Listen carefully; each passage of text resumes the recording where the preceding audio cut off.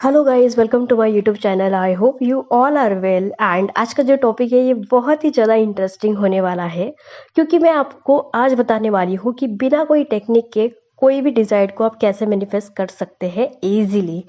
सो चलिए जानते हैं आज की वीडियो को। सो क्वेश्चन पहला ये है कि क्या कोई भी टेक्निक ना करते हुए हम किसी भी चीज़ को मैनिफेस्ट कोई चीज़ कर सकते हैं? किसी भी डिज़ायर को हम बिना टेक्निक के कर सकते हैं? It is possible. So yes, this is absolutely possible, क्योंकि बहुत सारे ऐसे भी लोग हैं जिनको लॉ ऑफ अट्रैक्शन के बारे में नहीं पता, जो कोई भी टेक्निक फॉलो नहीं करते हैं, लेकिन फिर भी उनके बहुत सारे डिजायर्ड, बहुत सारी मैनिफेस्टेशंस अपने आप ऑटोमेटिकली कंप्लीट हो जाती है, जबकि उन्हें लॉ ऑफ अट्रैक्शन का ए भी नहीं पता होता है। उनको पता ही नहीं होता है तो वो टेक्निक कैसे करेंगे? तो बहुत सारे लोगों के मन में ऐसी थिंकिंग होती है कि लॉ ऑफ अट्रैक्शन फॉलो करने का मतलब ये है कि बहुत सारे टेक्निक को फॉलो करो, या फिर बहुत सारे लोगों को लगता है कि लॉ ऑफ अट्रैक्शन फॉलो करना मतलब बहुत सारे टेक्निक को यूज़ करना, या फिर बहुत सारे लोग बिना टेक्निक के भी बहुत सारी चीज़ें मैनिफेस्ट करना चाहते हैं।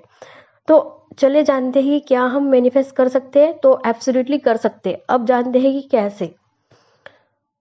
According to the Abraham Hicks बहुत ही इजी वे में बताती है कि सपोज आपकी कोई भी डिजायर्ड हो तो वो आपको तुरंत मिल जाती है। सपोज कोई भी डिजायर्ड आपकी हो लेकिन वो आपको तुरंत मिल जाती है वर्टेक्स के फॉर्म में।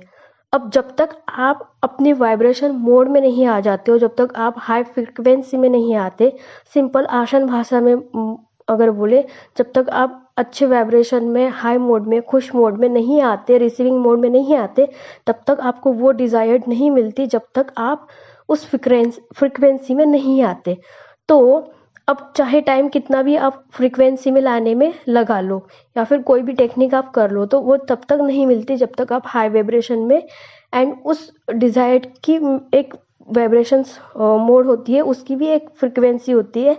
तो जब तक आपकी रियल वाइब्रेशंस उस डिजायर से मैच नहीं होती, तब तक आपको रियलिटी में वो चीज़ नहीं मिलती, जबकि वर्टेक्स में वो आपको तुरंत मिल जाती है। तो अब हम बात करते हैं टेक्निक की। तो कोई भी टेक्निक अगर आप फॉलो करते हैं, जैसे फॉर एग्जांपल 5-5-5-5 वाली टेक्निक, या फिर बहुत सारे लोग स्क्रिप्टिंग करते हैं, राइटिंग करते हैं, एंड अलग अलग टेक्निक्स होते हैं। ट्रिपल ट्रिपल ट्रिपल 3 वाली टेक्निक होती है, 5-5 वाली होती है, 3-6-9 वाली टेक्निक्स होती है। तो ये सब टेक्निक फॉलो करने का रीज़न बिहाइंड का यही होता है कि आपकी जो फीलिंग है वो अच्छी हो जाए, एंड आप उस डिज़ायर के बारे में अच्छा सोचो। आपकी जो लैक वाली जो फीलिंग होती है उस डिज़ायर के लिए, वो चली जाए, वो कम हो जाए। एंड कहीं ना कहीं आपकी जो भी डिज़ायर होती है उसके उसके लिए आपके मन में बहुत सारे लैक होते हैं। तो इसीलिए कोई भी टेक्निक करने का रीज़न यही होता है कि वो जो लैक फीलिंग है वो चली जाए और आप अच्छा फील करो। एंड जब आप पूरी तरीके से रिसीविंग मोड में आ जाते हो, तब वो डिज़ायर आपकी कंप्लीट हो जाती है। तो कोई भी टेक्निक करने का एक ही इंटेंशन होता है कि आप रिसीविंग मोड में आ जाओ, एंड वो चीज़ आपकी मैनिफेस्ट हो जाएंगी। तो ये एक रीज़न होता है कोई भी टेक्निक का। अब ये जानते हैं कि सपोज आपकी कोई एक डिज़ायर है, एंड आपने उस डिज़ायर के लिए कोई एक पर्टिकुलर टेक्निक फॉलो करी, जैसे एग्जांपल 3-6-9। अगर पर्टिकुलर कोई आपकी एक डिज़ायर्ड है, सपोज मनी मैनिफेस्टेशन है या फिर कोई रिलेशन मैनिफेस्टेशन है, और अगर आपने 3-6-9 ये टेक्निक अप्लाई कर ली, एंड मान लो वो चीज़ अगर कंप्लीट हो भी गई मैनिफेस्टेशन की, तो क्या आपके मन में दूसरी डिज़ायर नहीं आएंगी? आती है, ऑब्वियसली आएंगी भी, और आनी भी चाहिए। तो क्या आप हर बार नए नए टेक्निक्स अप्लाई करेंगे पर्टिकुलर एरियाज के लिए? It is not possible. आप इरिटेट हो जाएंगे, राइट? तो हर एक डिज़ायर्ड के लिए ये बिल्कुल भी ज़रूरी नहीं है कि आप अलग अलग टेक्निक्स फॉलो करें, या फिर आप हमेशा कोई ना कोई टेक्निक यूज़ करें। ये भी इम्पोर्टेंट नहीं होता है। इम्पोर्टेंट ये होता है कि आप ईजी रहे, एंड जो भी आपकी डिजायर है आप उस चीज के लिए लैक फील ना करो। सपोज आपकी लाइफ में कोई चीज नहीं है जो आप चाहते हो, तो जरूरी नहीं है कि आप उसके बारे में पॉजिटिव सोचो, जरूरी ये है कि आप उसके बाद लैक ना फील करो, उसके ना होने से आप उस चीज को लैक फील ना करो, तो आप ऑटोमेटिकली हाई वाइब्रेशन में आ जाते हो। एंड कोई भी डिजायर अगर आपको चाहिए होती है तो इम्पोर्टेंट यही होता है कि आप उस चीज की कमी के लिए लैक महसूस ना करो। एंड अगर बात करते हैं हम टेक्निक की कि कौन सी करनी चाहिए और कौन सी नहीं करनी चाहिए, तो सबसे पहले कि आपको जिस टेक्निक से करने से आपको अच्छा लगता हो वही आपको करनी चाहिए।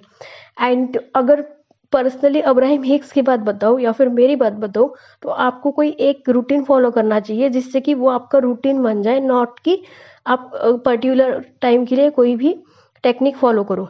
रूटीन करने से रूटीन कोई एक फॉलो करने से आपका जो माइंडसेट है, आपका जो थॉट प्रोसेस है, वो ज़्यादा से ज़्यादा मैक्सिमम अच्छा फील हो जाएगा। जब आप सपोज फॉर एग्जांपल अगर आप मेडिटेशन करते हो, अगर आप पॉजिटिव एस्पेक्ट लिखते हो, अगर आप जर्नलिंग करते हो, अगर आप कोई भी टेक्निक अगर एक रूटीन की तरह करते हो, तो कहीं ना कहीं आपका जो थॉट लेवल है वो निगेटिव से ज़्यादा सबसे ज़्यादा हाई वाइब्रेशन में होता है, एंड उससे आपकी जो फीलिंग है वो अच्छी होती है। या फिर अगर आपको जो चीज़ें अच्छी लगती है सबसे ज़्यादा अगर आप वो करते हो एंड उससे आपकी वाइब्रेशंस अगर हाई होती है, तभी भी बहुत सारी चीज़ें आप मैनिफेस्ट इजीली कर सकते हो। So I hope you got some clarity. अगर आपको ये वीडियो अच्छी लगी तो आप प्लीज़ सब्सक्राइब कर सकते हो, एंड आप मुझे कमेंट बॉक्स में ज़रूर बताना कि आपको ये वीडियो कैसी लगी। आप अपना फीडबैक आप शेयर कर सकते हो। So till the time, let's play wick together, have a good day, take care.